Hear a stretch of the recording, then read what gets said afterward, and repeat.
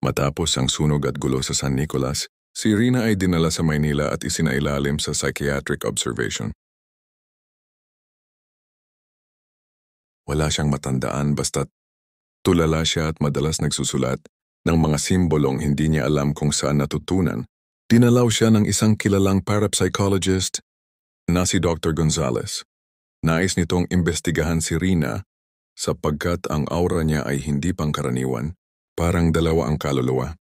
Sa kanyang therapy, tuwing lumalapit ang kabilugan ng buwan, Igor Dawer, si Rina ay nakakaramdam ng pananakit ng tiyan, pagkalito, at panaginip ng paglipad. Hanggang isang gabi, nagising siyang duguan ng kanyang kamay, pero wala siyang sugat. Biglang may mga buntis na nawawala sa Maynila.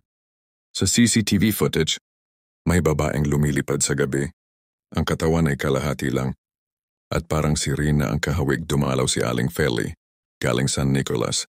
Dala ang babala, hindi pa tapos ang sumpa.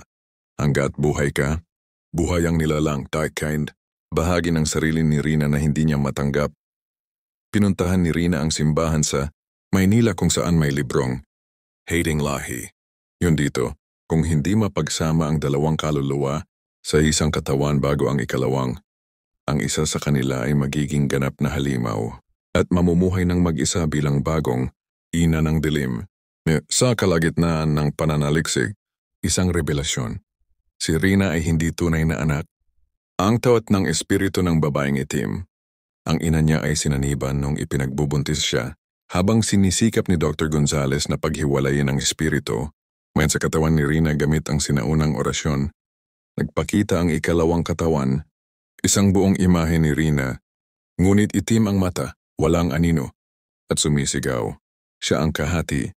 Isa lang ang pwedeng mabuhay, kabilugan ng buwan, ng tao, isa siyang pagsasaniban. Ako ang tunay.